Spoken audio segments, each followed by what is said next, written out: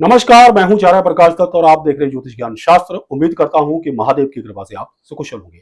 स्वागत है आप सभी का हमारी विशेष श्रृंखला गुरु नक्षत्र परिवर्तन 12 साल बाद फिर से देखिएगा जलवा के 11वें भाग में, जिसमें कुंभ राशि वाले के बारे में बताया जाएगा। 13 अगस्त 2025 को देवगुरु बृहस्पति के पुनर्वसु नक्षत्र में प्रवेश के साथ ही 12 साल बाद आपके जीवन में बहुत सारे क्षेत्रों में महत्वपूर्ण बदलाव होने जा रहे हैं। आने वाले 10 महीने बिल्कुल भी साधारण नहीं होंगे, बल्कि बहुत कुछ ऐसा होगा जो आपकी जिंदगी को एक नई दिशा दे देगा। देखिए, देवगुरु बृहस्पति तो बगैर किसी कंट्रोवर्सी के पूर्ण रूप से एक शुभ ग्रह है जो सदैव ही अच्छा फल करते हैं।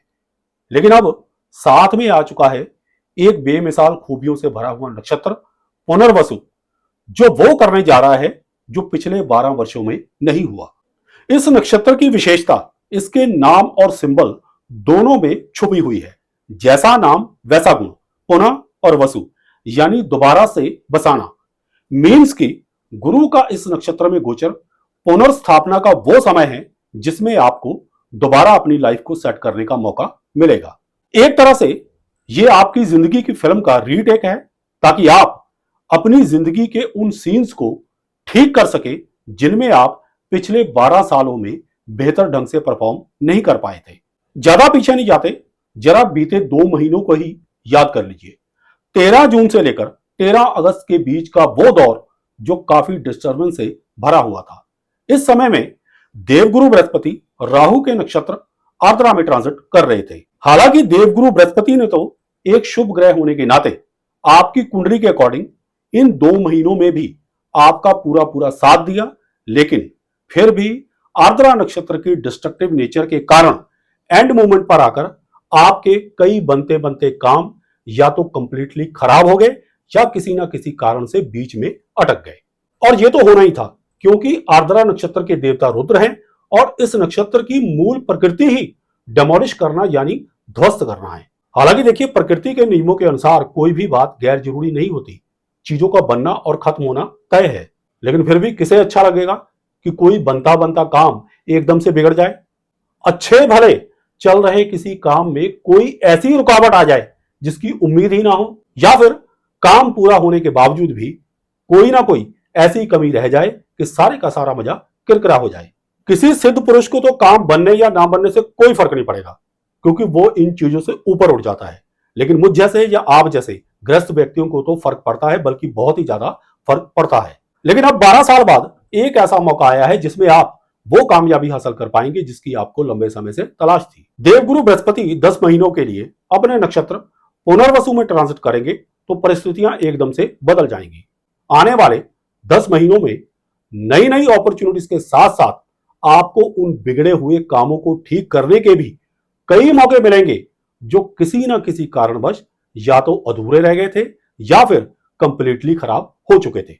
और इसमें पुनर्वसु नक्षत्र की रिवाइवलिस्टिक क्वालिटीज यानी फिर से ठीक करने वाली शक्तियां आपका 101% सहयोग करेंगी। यदि आप पूरे डेडिकेट एंड अलर्ट होकर इन 10 महीनों में काम करेंगे तो फेलियर की गुंजाइश भी 0% रह जाएगी। हर तीर निशाने पर लगेगा, क्योंकि पुनर्वसु नक्षत्र का सिंबल ही तीर और तीर रखने वाला तरकश है, जो यह हिंट दे रहा है कि इस नक्षत्र में लक्ष्य को भेदने के लिए असंख्य तीर है, अर्थात इसकी शक्तियां असीम हैं, जिसके बल पर आपके टारगेट्स इजीली अचीव होते जाएंगे। काफी कुछ होगा इन 10 महीनों में। देवगुरु बृहस्पति की गति अतिचारी है और वो इन 10 महीनों में 3 बार राशि परिवर्तन करेंगे। 18 अक्टूबर को वो मिथुन राशि से कर्क राशि में जाएंगे। 11 नवंबर को वक्री होकर संचार करते हुए 5 दिसंबर को फिर से मिथुन राशि में वापसी करेंगे और इसके बाद 11 मार्च को देवगुरु बृहस्पति मार्गी होंगे और अगले साल 2026 में 2 जून को फिर से कर्क राशि में प्रवेश कर जाएंगे। एक बहुत ही जरूरी बात पर गौर करेंगे तो आपको काल चक्र का एक और कमाल नजर आएगा कि कैसे देवगुरु बृहस्पति जानबूझकर वक्री मार्गे होते हुए इस शुभ नक्षत्र में 10 महीने गोचर करके ज्यादा समय ले रहे हैं, ताकि हम ज्यादा से ज्यादा लाभ उठा सके। वरना अतिचारी गति होने के कारण इन्होंने आर्द्रा नक्षत्र को तो मात्र 2 महीनों में ही क्रॉस कर लिया था। अब सोचिए कि अगर वहां पर ज्यादा समय लेते तो कितनी डिस्ट्रक्शन होती। इस वीडियो में मैंने बड़ी ही बारीकी से दैनिक जीवन में बोले जाने वाली आसान भाषा में पुनर्वसु नक्षत्र के चारों चरणों को ध्यान में रखते हुए 10 महीने का डेट वाइज यानी तारीख दर तारीख क्रमबद्ध तरीके से विश्लेषण किया है। वीडियो को अंत तक बहुत ही ध्यान से देखिएगा ताकि सब कुछ समझ में आ सके और आप सही समय पर सही एक्शन लेकर अपनी समस्या को खुद ही हल कर सके।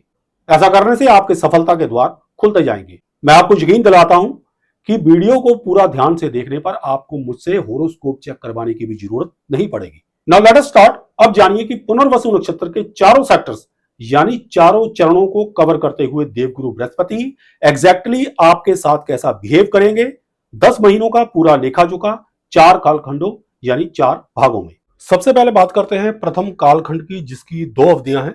अवधियां मैं स्क्रीन पर चला रहा हूं, कृपया आप इनको नोट कर लीजिए। पहली अवधि जो है वो है 13 अगस्त 2025 से लेकर 29 अगस्त 2025 के बीच, और दूसरी जो है वो 30 जनवरी 2026 से लेकर 19 अप्रैल 2026 के बीच। इस दौरान देवगुरु बृहस्पति पुनर्वसु नक्षत्र के पहले सेक्टर यानी पहले चरण में रहेंगे, जिसके स्वामी हैं मंगल। तो पहले चरण में मंगल ग्रह लीड रोल में रहेंगे। अब आपकी जन्म कुंडली की यदि बात करें, आप स्क्रीन पर मैं दिखा रहा हूं, उसको देख लीजिए। तो आपकी जन्म कुंडली के अकॉर्डिंग मंगल जो है वो तीसरे हाउस यानी 3rd हाउस और 10th हाउस के लॉर्ड है। तीसरा हाउस वो है जहां पर 1 नंबर मेष राशि लिखी हुई है, और 10th हाउस वो है जहां पर 8 नंबर वृश्चिक राशि लिखी हुई है। जहां तक देवगुरु बृहस्पति का संबंध है तो वो आपकी जन्म कुंडली के अकॉर्डिंग धन भाव यानी दूसरे घर के स्वामी है, जहां पर 12 नंबर लिखा हुआ है, मीन राशि पड़ती है, और साथ में वो आपकी कुंडली के अकॉर्डिंग लाभ घर के स्वामी है, एकादश भाव यानी 11th हाउस के, जहां पर 9 नंबर लिखा हुआ है। अब यहां पर क्या होने वाला है कि ट्रांजिट आपके 5th हाउस में हो रहा है।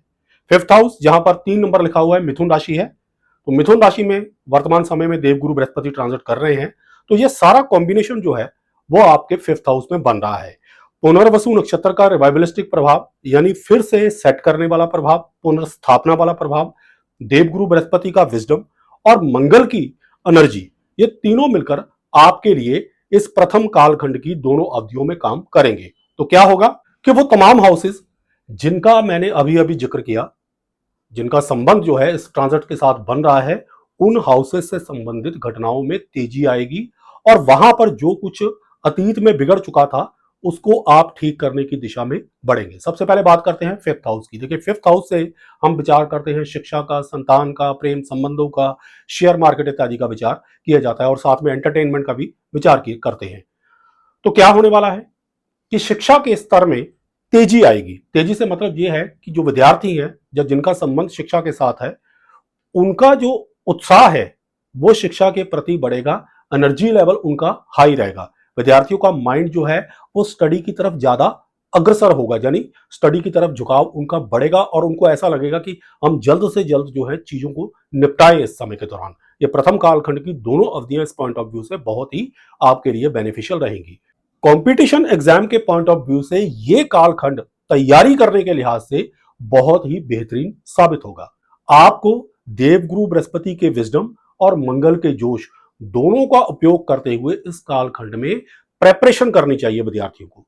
जहां तक शेयर मार्केट का संबंध है तो देखिए शेयर मार्केट में भी इन दिनों आपको पहले कालखंड की दोनों अवधियों में आपको इन्वेस्ट करने के कई मौके मिलेंगे, लेकिन फिर भी मंगल के जोश से बचिए, गुरु के विजडम का सहारा लीजिए। जो भी इन्वेस्टमेंट करनी है वो सोच समझकर कीजिए इस प्रथम कालखंड में, तब जाके आगे आपको दूसरे कालखंड में और तीसरे कालखंड में बेनिफिट हो सकता है। और ये इस पॉइंट ऑफ व्यू से समय बहुत अच्छा है कि यदि इन्वेस्टमेंट के मामले में अतीत में आपसे कुछ गलती हुई है तो इस कालखंड में आप ठीक कर सकते हैं। खास करके वो टाइम याद कीजिए 13 जून 2025 से लेकर 13 अगस्त 2025 के बीच का समय, जब देवगुरु बृहस्पति आर्द्रा नक्षत्र में ट्रांजिट कर रहे थे। तो हो सकता है कि उस समय में जल्दबाजी में इन्वेस्टमेंट करके शेयर मार्केट में कुछ लोगों ने लॉस खाया होगा, लेकिन इस कालखंड में प्रयत्न करने पर आप सही दिशा में आगे बढ़ सकते हैं।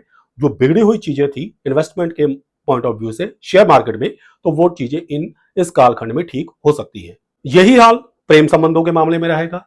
यदि अतीत में कुछ गलतियां हुई हैं किसी भी कारण से, या आपकी तरफ से या आपके लव पार्टनर की तरफ से कुछ प्रेम संबंधों में बिगाड़ हुआ है, तो इस कालखंड में वो ठीक हो सकता है।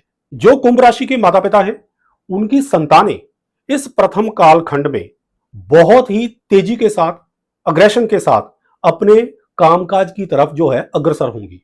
इस बात का उनको काफी फायदा मिलेगा। जहां तक एंटरटेनमेंट का संबंध है तो देखिए मैं आपको एक बात पहले ही बता देता हूं कि इस प्रथम कालखंड में आपका जो झुकाव है वो एंटरटेनमेंट की तरफ कम ही रहेगा।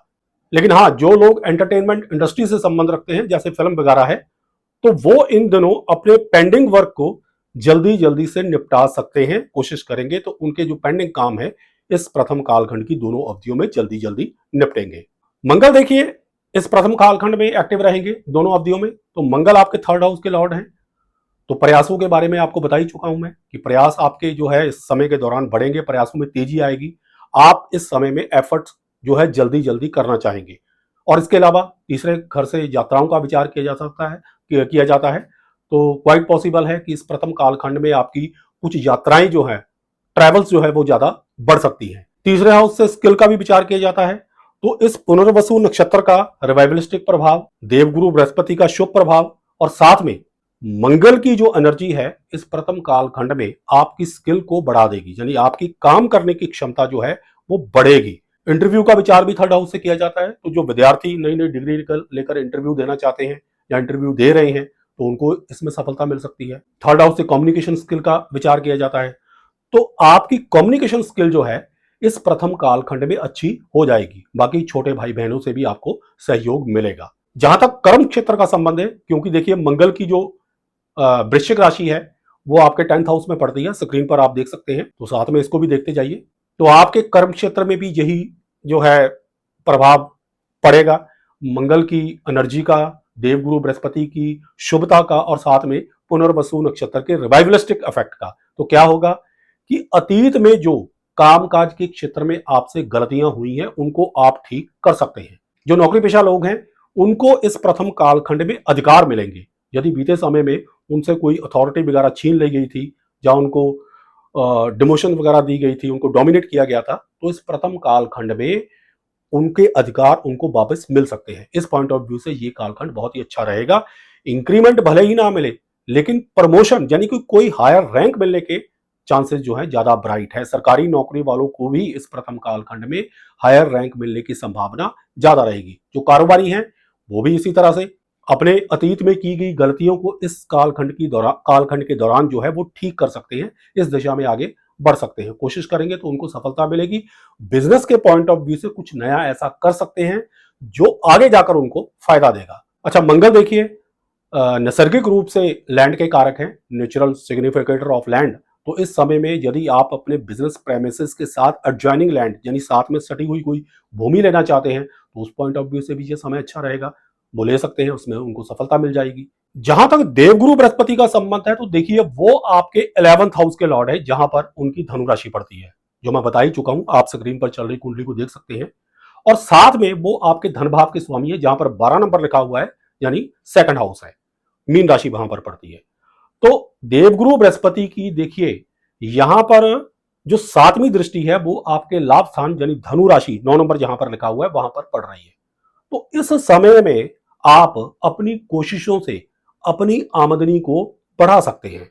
यदि आप प्रयत्न करेंगे तो डेफिनेटली सेकंड हाउस यानी धन हाउस भी एक्टिव हो चुका है, तो इस प्रथम कालखंड में आपकी आमदनी बढ़ सकती है। अब यहां पर मैं आपको एक बात और बता देना चाहता हूं कि देखिए मंगल, जिनकी दो राशियां इस समय में एक्टिव हैं, मेष और वृश्चिक, मंगल वर्तमान समय में 13 सितंबर तक आपके 8th हाउस में ट्रांजिट कर रहे हैं, कन्या राशि में है, जहां पर 6 नंबर लिखा हुआ है। स्क्रीन पर बनी हुई कुंडली को देखिए। तो क्या होगा कि इस प्रथम कालखंड की जो पहली अवधि मैंने बताई है ना, 13 अगस्त 2025 से लेकर 29 अगस्त 2025 के बीच, तो इस दौरान मंगल जो है वो 8th हाउस में रहेंगे, तो कुछ मिस्टीरियस प्रभाव रहेगा। यानी कि कुछ घटनाएं जो हैं इस समय के दौरान, वो चाहे आपके प्रॉफिट के संबंध में हो, चाहे आपकी शिक्षा के संबंध में हो या फॉरेन ट्रैवल के संबंध में हो, क्योंकि देखिए देवगुरु बृहस्पति की दृष्टि जो 5वीं दृष्टि है वो 9th हाउस पर भी पड़ रही है। तो इन सभी चीजों में कुछ मिस्टीरियस प्रभाव रहेगा, यानी ये घटनाएं कुछ आकस्मिक हो सकती है, यानी कुछ अनप्लैंड सा हो सकता है, लेकिन ज्यादा शुभ होने की ही चांसेस है, क्योंकि देवगुरु बृहस्पति और पुनर्वसु नक्षत्र का शुभ प्रभाव जो है इस गोचर के दौरान हावी रहेगा। जो मुख्य बात निकल कर आ रही है पहले कालखंड की वो ये है कि देखिए आपका जो लाभ स्थान है, जहां पर धनु राशि पड़ती है 9 नंबर, वहां पर वर्तमान समय में चार चार ग्रहों का प्रभाव है। वो कैसे कि देखिए मीन राशि में ट्रांजिट कर रहे शनि देव की 10वीं दृष्टि है, मिथुन राशि में ट्रांजिट कर रहे देवगुरु बृहस्पति की 7वीं दृष्टि है, और सिंह राशि में ट्रांजिट कर रहे केतु की 5वीं दृष्टि है। इसके अलावा मंगल जो कन्या राशि में ट्रांजिट कर रहे हैं उनकी 4थी दृष्टि पड़ रही है। तो ये हाउस जो है बहुत ही ज्यादा इंटेंसिवली इस समय के दौरान जो है आपका 11th हाउस वो एक्टिव रहेगा। इस हाउस से संबंधित कुछ घटनाएं जो हैं वो अचानक हो सकती हैं, लेकिन उनको प्रॉफिट में कन्वर्ट करने के लिए कि कोई भी कुछ ऐसी घटना ऐसी ना हो जो ना खुशगवार हो, उसके लिए मैं आपको उपाय भी बता दूंगा, वो आप कर लेना। परंतु फिर भी ज्यादा चांसेस यही हैं कि इस समय के दौरान जो घटनाएं हैं वो अच्छी ही घटेंगी। अब देवगुरु बृहस्पति देखिए जब भी पुनर्वसु नक्षत्र के पहले चरण यानी पहले सेक्टर में ट्रांजिट करते हैं जिसके स्वामी मंगल है, तो इस समय के दौरान अक्सर ये देखा गया है कि संतान व्यक्ति की थोड़ा बहुत जिद्दी हो जाती है और व्यक्ति के खुद के स्वभाव में भी कुछ अग्रेशन या जिद्दीपना आ जाता है। तो इस चीज से आपको बचना होगा। 10th हाउस भी आपका एक्टिव हो रहा है, वृश्चिक राशि पड़ती है, तो बॉस या सीनियर्स के साथ वाद विवाद से इस समय के दौरान बचे। अपने स्वभाव को यथासंभव कोशिश करें कि उसमें नरमाई जो है वो बनी रहे। जो कुंभ राशि की गर्भवती फीमेल्स हैं वो इस समय अपने गर्भ में पल रही संतान का विशेष ध्यान रखें। उपाय के तौर पर अपने कद के बराबर सफेद सूत को नापकर अपनी बाईं कलाई के इर्द गिर्द बांध लीजिए ताकि गर्भ में पल रही संतान की रक्षा हो सके। इसके अलावा देखिए हालांकि कोई डायरेक्ट संबंध तो आपके 7th हाउस के साथ नहीं बन रहा, जहां पर सिंह राशि पड़ती है 5 नंबर लिखा हुआ है, स्क्रीन पर दिख रही कुंडली को आप देख लीजिए। तो जिसका वैवाहिक जीवन या शादी ब्याह के साथ कोई डायरेक्ट संबंध तो नहीं बन रहा, लेकिन फिर भी वैवाहिक जीवन आपका सही चलता रहे, जब वो रिश्ते नए बन रहे हैं वो सही चलते रहे, इसके लिए आप मंगल का उपाय तो कीजिए ही। जैसे मंदिर में मंगलवार के दिन हनुमान जी को बूंदी का प्रसाद लगाना, हनुमान चालीसा पढ़ना, बजरंग बाण का पाठ करना, ये तो आपके लिए फायदेमंद साबित हो गई। लेकिन देखिए 7th हाउस में जो केतु है उसका उपाय इस प्रथम कालखंड में करना अत्यंत आवश्यक है। जो दोनों अवधियां मैंने बताई हैं प्रथम कालखंड की, उनमें केतु का उपाय जो है वो अवश्य कीजिए। वो उपाय ये है कि जो छोटे बच्चे होते हैं, लड़के खास करके, उनको बुधवार के दिन पीले रंग के वस्त्र दान दें, या फिर सरसों के तेल की बोतल भी उनको दे सकते हैं, उसमें केतु और शनि दोनों का प्रभाव होता है। ऐसा करने से 7th हाउस में ट्रांजिट कर रहे केतु के जो दुष्फल है काफी हद तक शांत हो जाएंगे और आपके वैवाहिक जीवन जो है उसमें किसी किस्म का व्यवधान नहीं उत्पन्न होगा। या वो रिश्ते शादी ब्याह के जो नए बन रहे हैं इन दिनों, उनमें कोई भी किसी प्रकार की इंटरप्शन नहीं आएगी। तो ये था प्रथम कालखंड। अब बढ़ते हैं इस गोचर के दूसरे कालखंड की तरफ। जहां तक दूसरे कालखंड का प्रश्न है, तो दूसरे कालखंड में देवगुरु बृहस्पति पुनर्वसु नक्षत्र के दूसरे सेक्टर यानी दूसरे चरण में ट्रांजिट करेंगे जिसके स्वामी ग्रह हैं शुक्र। यानी शुक्र जो है दूसरे कालखंड में लीड रोल में रहेंगे। अब दूसरे कालखंड की 3 अवधियां हैं जो मैं स्क्रीन पर शो कर रहा हूं, आप कृपया उनको नोट कर लीजिए। पहली अवधि जो है वो 30 अगस्त 2025 से लेकर 18 सितंबर 2025 के बीच है। दूसरी 4 जनवरी 2026 से लेकर 29 जनवरी 2026 के बीच, और तीसरी अवधि जो है वो 20 अप्रैल 2026 से लेकर 13 मई 2026 के बीच है। जैसा कि शुक्र जो है दूसरे कालखंड में एक्टिव रोल में रहेंगे क्योंकि पुनर्वसु नक्षत्र के दूसरे चरण के स्वामी ग्रह जो है शुक्र है, तो क्या होगा उनके 2 हाउसेस भी इस प्रथम कालखंड में बिल्कुल ही इंटेंसिवली एक्टिव मोड में रहेंगे। और ये आपकी कुंडली के योग कारक प्लैनेट भी हैं। शुक्र आपकी जो जन्म कुंडली है उसके योग कारक ग्रह भी हैं, इसलिए शुक्र जो है इस समय के दौरान आपको ज्यादा से ज्यादा चीजें जो आप चाहते हैं वो आपको दिलवाने की कोशिश करेंगे। तो शुक्र आपकी कुंडली के अकॉर्डिंग किन किन भावों के स्वामी है, जरा जन्म कुंडली जो दिखा रहा हूं जहां पर, उस पर नजर मारिए। देखिए शुक्र आपकी जन्म कुंडली के अकॉर्डिंग 4th हाउस के लॉर्ड हैं, जहां पर 2 नंबर लिखा हुआ है वृषभ राशि पड़ती है, और साथ में वो आपके भाग्य भाव के स्वामी है यानी 9th हाउस के लॉर्ड है, जहां पर 7 नंबर लिखा हुआ है तुला राशि पड़ती है। तो ये दूसरा कालखंड बहुत ही आपके लिए बेनिफिशियल जाने वाला है। उसका कारण यह है कि देखिए एक तो सबसे पहली बात तो ये होगी कि आपका भाग्य, क्योंकि 9th हाउस के लॉर्ड है, भाग्य भाव के स्वामी है, तो भाग्य इस दूसरे कालखंड में आपका बहुत साथ देगा। और जब भाग्य साथ देता है तो जाहिर सी बात है काम तो बनते ही है। 9th हाउस से विदेश यात्रा का विचार किया जाता है, तो इस समय के दौरान अगर विदेश यात्रा के कुछ काम अटके हुए थे तो पुनर्वसु नक्षत्र का रिवाइवलिस्टिक प्रभाव, देवगुरु बृहस्पति की शुभता, और शुक्र भी आपके जाहिर तौर पर एक शुभ ग्रह है, तो इन तीनों के प्रभाव से विदेश यात्रा के रुके हुए काम बनेंगे। पिता के साथ संबंध आपके अच्छे होंगे, गुरुजनों के साथ आपके संबंध अच्छे होंगे, उनका आशीर्वाद भी आपके ऊपर रहेगा। तो ये दूसरा कालखंड इस पॉइंट ऑफ व्यू से बहुत ही अच्छा है। और एक बात और होगी कि देखिए 5th हाउस में देवगुरु बृहस्पति ट्रांजिट कर रहे हैं तो उसका संबंध शिक्षा से है, और 9th हाउस का संबंध जो है वो विदेश यात्रा से है। तो जो विद्यार्थी शिक्षा के पॉइंट ऑफ व्यू से विदेश जाना चाहते हैं, उनके लिए ये दूसरा कालखंड बहुत ही बेनिफिशियल यानी सपोर्टिव रहेगा। अब देखिए, शुक्र जो है आपकी जन्म कुंडली के अकॉर्डिंग वो 4th हाउस के भी लॉर्ड है, जहां पर वृषभ राशि 2 नंबर लिखा हुआ है, तो इसका संबंध घर से है, मन से है। और देवगुरु बृहस्पति की देखिए 9वीं दृष्टि भी 1st हाउस पर पड़ रही है, उसका संबंध भी आपके संपूर्ण पर्सनैलिटी से है। तो इस समय के दौरान क्या होगा कि इस कॉम्बिनेशन का प्रभाव जो आपके 4th हाउस और प्रथम हाउस यानी 1st हाउस पर पड़ रहा है, वो बहुत ही अच्छा रोल आपके जीवन में निभाएगा। क्या क्या हो सकता है? आपका मानसिक बल बढ़ेगा, विल पावर आपकी बढ़ सकती है, और इस समय के दौरान आपके डिसीजन जो है वो बहुत अच्छे जाएंगे।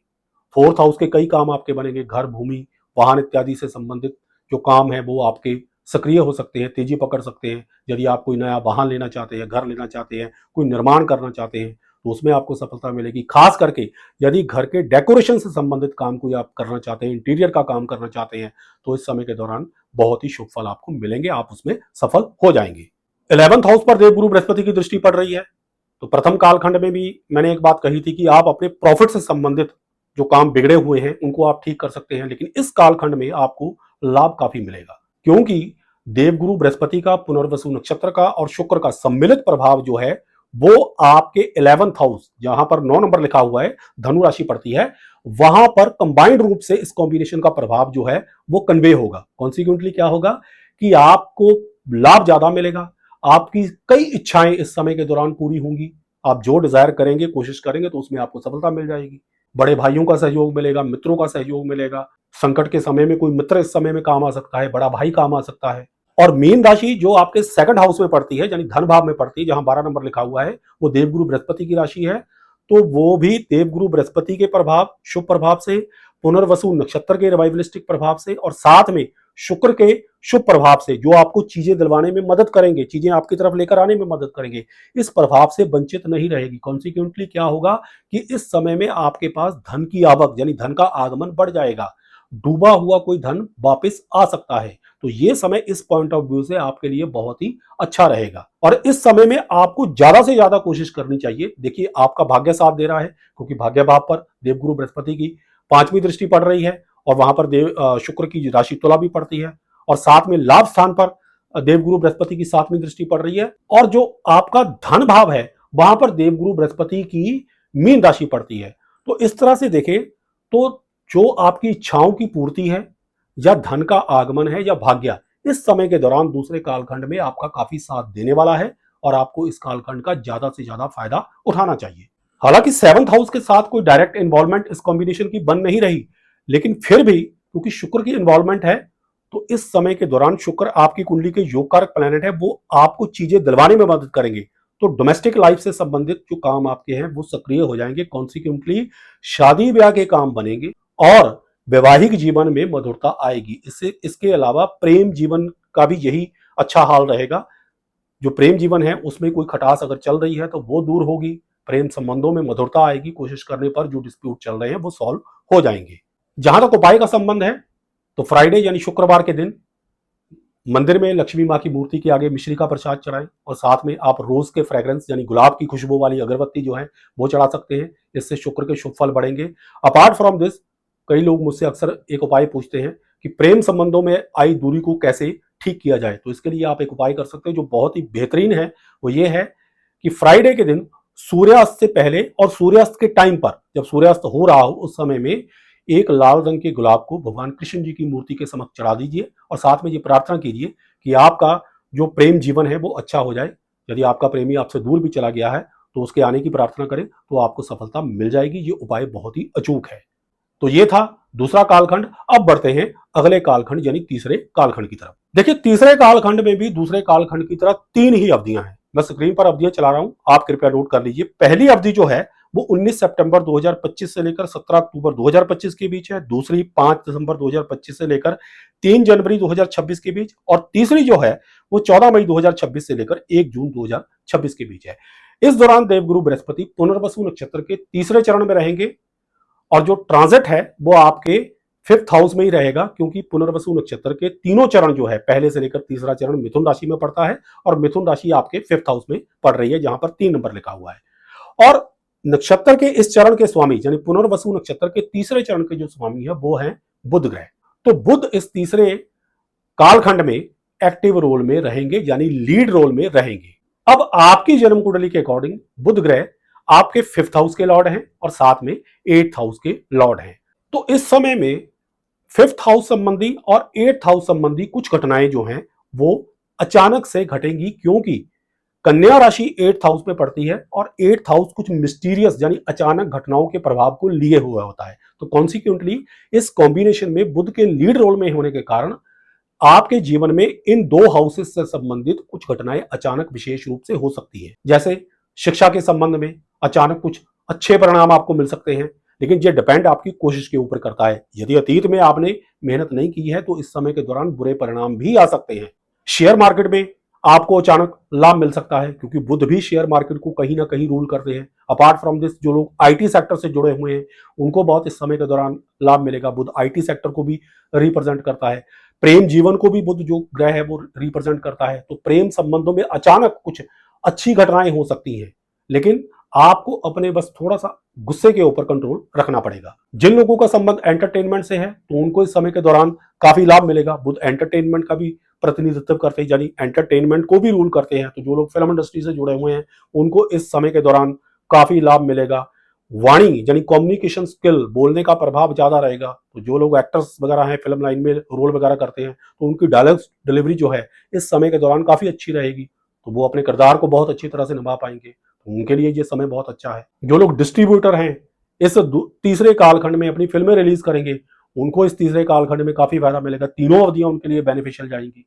लेकिन एक बात है कि 8th हाउस के बुध क्योंकि लॉर्ड है, इसलिए इस समय के दौरान अचानक कुछ घटनाएं जो हैं, ये जो भी मैंने अब तक बताया, अचानक वो हो सकता है। अचानक घटनाओं का ज्यादा बोलबाला रहेगा।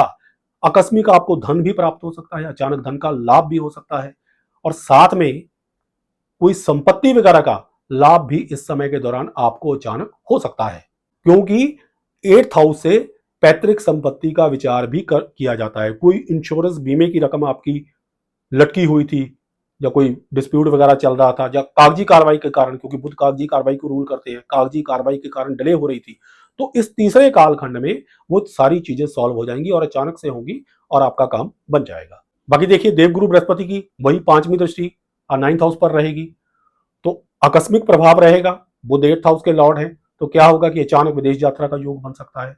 लाभ भाव के ऊपर दृष्टि है तो अचानक धन का लाभ मिल सकता है। कोई आपका मित्र आपकी धन की सहायता कर सकता है, बड़े भाई से आपको हेल्प मिल सकती है। इच्छाएं 11वां भाव रूल करता है, देवगुरु बृहस्पति की दृष्टि है 7वीं 11वें भाव के ऊपर, तो क्या होगा कि आपकी कोई इच्छा अचानक से इस समय के दौरान पूरी हो सकती है। 1st हाउस यानी आपकी राशि कुंभ, उसके ऊपर देवगुरु बृहस्पति की 9वीं दृष्टि रहेगी।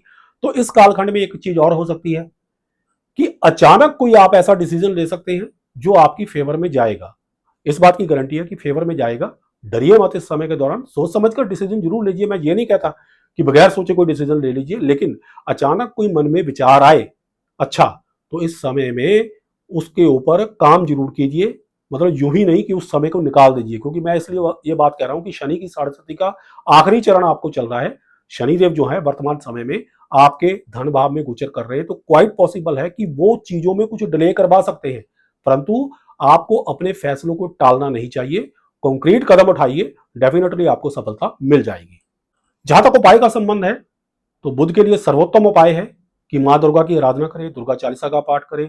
बुधवार के दिन मां दुर्गा की मूर्ति के समक्ष मंदिर में हरे रंग की बर्फी नारियल से बनी हुई, उसमें थोड़ा सा ग्रीन कलर मिक्स होता है, वो आप चढ़ा दें। इससे आपको काफी बुध के शुभ फल मिलेंगे। इसके अलावा छोटी कन्याओं को खाने को बुधवार के दिन मीठा दे सकते हैं, इससे भी बुध के शुभ फल जो है वो बढ़ जाएंगे। तो ये था तीसरा कालखंड। अब बढ़ते हैं अंतिम कालखंड की तरफ, जो और भी रोमांचक आपके लिए होने वाला है। चौथे कालखंड यानी अंतिम कालखंड की बात करें तो इसकी 2 अवधियां हैं। अवधियां स्क्रीन पर मैं चला रहा हूं, आप कृपया उनको नोट कर लीजिए। पहली अवधि जो है वो 18 अक्टूबर 2025 से लेकर 4 दिसंबर 2025 के बीच है। दूसरी जो है वो 2 जून 2026 से लेकर 18 जून 2026 के बीच है। तो इस चौथे कालखंड में देवगुरु बृहस्पति पुनर्वसु नक्षत्र के चौथे चरण में प्रवेश कर जाएंगे, जिसके स्वामी ग्रह है चंद्रमा, और साथ में राशि परिवर्तन भी हो जाएगा, क्योंकि पुनर्वसु नक्षत्र का चौथा चरण जो है वो कर्क राशि में पड़ता है। अब कर्क राशि आपके देखिए 6th हाउस में पड़ती है। जन्म कुंडली आपकी स्क्रीन पर भी शो हो रही है, आप इसको भी देख लीजिए। 6th हाउस पर कर्क राशि पड़ती है, तो देवगुरु बृहस्पति 5th हाउस से आपके 6th हाउस में प्रवेश कर जाएंगे।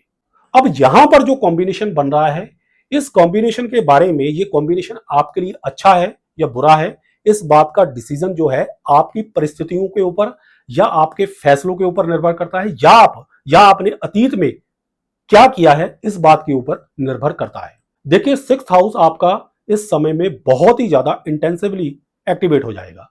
वो कैसे होगा? देखिए, एक तो देवगुरु बृहस्पति यहां पर आकर बहुत शक्तिशाली हो जाएंगे, क्योंकि चंद्रमा की दोहरी सपोर्ट मिल रही है उनको। नक्षत्र के चौथा चरण के स्वामी भी चंद्रमा है और कर्क राशि के स्वामी भी चंद्रमा है, और कर्क राशि देवगुरु बृहस्पति की उच्च राशि है। तो बृहस्पति यहां पर बहुत ही ताकतवर होकर काम करेंगे। अब 6th हाउस जो है वो किस चीज का है? ऋण का है, रोग का है, शत्रुओं का है, कंपटीशन का है, जीवन में आने वाली चुनौतियों का है। और यहीं से पार करके आगे जाएंगे तो आपकी रोजमर्रा की आमदनी भी स्टार्ट होती है। तो रोजमर्रा की आमदनी और आपके प्रयासों के बीच, यानी जो आपकी एजुकेशन है उसके बीच का ये बॉर्डर लाइन है। देखिए 5th हाउस आपकी एजुकेशन, आपकी स्किल्स, आपकी बुद्धि है, और 6th हाउस बीच का बॉर्डर हो गया, और 7th हाउस जहां से आमदनी स्टार्ट होती है, व्यापार हो गया, रोजमर्रा की इनकम होगी, वो स्टार्ट होती है। तो ये बॉर्डर लाइन है। अब सबसे पहले क्या होगा कि ऋण के मामले, लोन के मामले आपके यहां पर एक्टिवेट हो जाएंगे। तो लोन चुकाने की परिस्थितियां इस समय के दौरान बनेंगी। यदि आपने कुछ सेविंग करके रखी है तो आपके लिए आसानी होगी, आपका ऋण का भार हल्का होगा। लेकिन यदि नहीं आपने सेविंग करके रखी हुई है तो याद रखिएगा कि इस चौथे कालखंड में की दोनों अवधियों में जो जिन्होंने आपसे पैसा लेना है वो आपको तकाजा ज्यादा कर सकते हैं।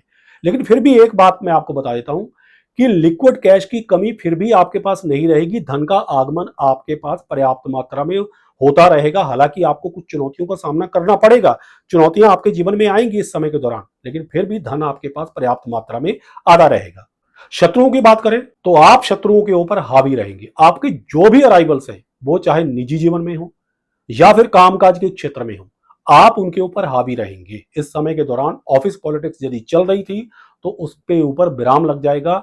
पुनर्वसु नक्षत्र का रिवाइवलिस्टिक प्रभाव, देवगुरु बृहस्पति की शुभता और साथ में चंद्रमा की शुभता और चंद्रमा का स्पीड वर्क इस समय के दौरान आपको काफी हेल्प करेगा, और ऑफिस पॉलिटिक्स जल्दी जल्दी खत्म होगी।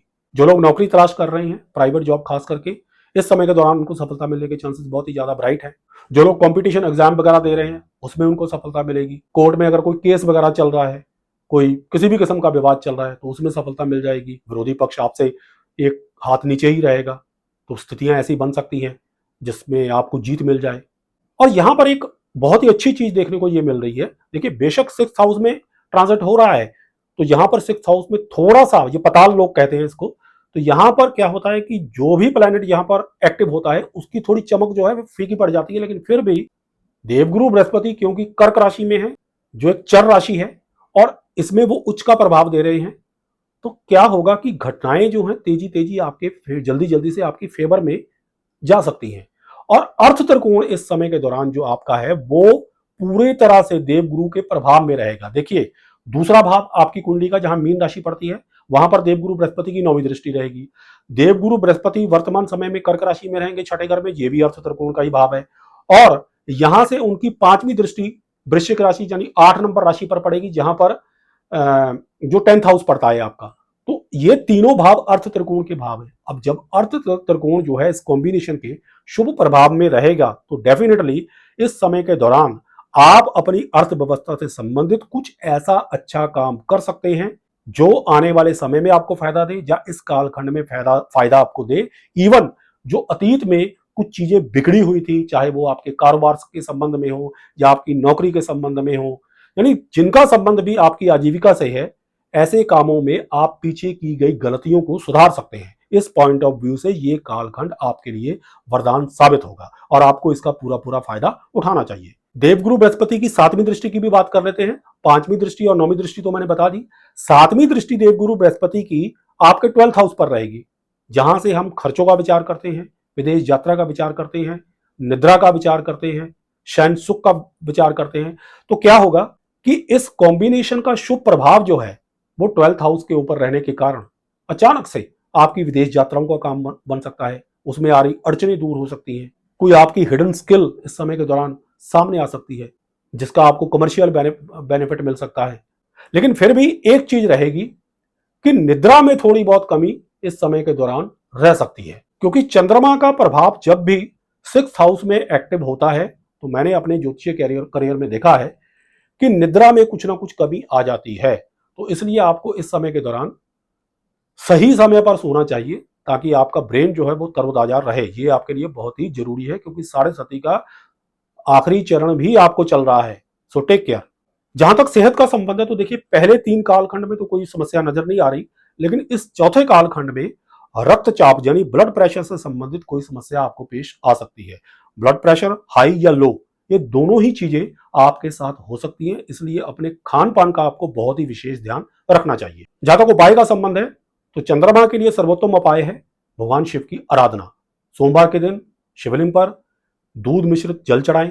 इसके अलावा भगवान शिव की मूर्ति के समक्ष आप चंद्रमा भी चढ़ा सकते हैं। इससे चंद्रमा के शुभ फल बढ़ जाएंगे। और साथ में मां या मां समान स्त्रियों की रिस्पेक्ट अवश्य कीजिए। उनको आप कोई गिफ्ट वगैरह भी दे सकते हैं। सोमवार के दिन कोई ड्रेस वगैरह लेकर दे दीजिए, इससे भी आपका चंद्रमा शुभ फल करेगा। तो ये तो थे इस गोचर के 4 कालखंड, जो कि कुल मिलाकर आपके लिए बहुत ही अच्छे जाने वाले हैं। हालांकि 1-2 घटनाएं ऐसी हैं जो थोड़ी सी आपकी फेवर में नहीं जा रही, लेकिन वो कोई इतनी ज्यादा भी डरने वाली बात नहीं है, आप मैनेज कर सकते हैं उनको। जहां तक उस उपाय का प्रश्न है जो आप कॉमन रूप से चारों कालखंडों में कर सकते हैं, तो वो ये है कि अपने किसी जरूरतमंद गुरु की मदद अवश्य करें। इसमें आपके परंपरागत गुरु के अलावा स्कूल टाइम के शिक्षक या कॉलेज टाइम के प्रोफेसर भी हो सकते हैं। आप देखिए कि अगर उनको किसी किस्म की कोई जरूरत है तो आप उनकी मदद अपनी समर्था के अनुसार अवश्य कीजिएगा। और अगर नहीं भी है तो आप उनको कोई गिफ्ट वगैरह भी दे सकते हैं। इससे भी आपका बृहस्पति जो है वो शुभ फल करेगा। मतलब शुभ फल तो उसने करना ही है, और भी ज्यादा शुभ फल करेगा। और इसके अलावा अपनी जन्म कुंडली के अकॉर्डिंग मंगल, बुध, शुक्र और चंद्रमा का उपाय अवश्य कीजिए, ताकि जो देवगुरु बृहस्पति को इन चारों कालखंडों में इन ग्रहों की सपोर्ट भी मिलती रहे और आपको और भी ज्यादा शुभ फल मिलते रहे। तो ये तो था हमारी विशेष श्रृंखला गुरु नक्षत्र परिवर्तन। 12 साल बाद फिर से देखेगा जलवा का 11वां भाग, जो कुंभ राशि वालों के लिए था।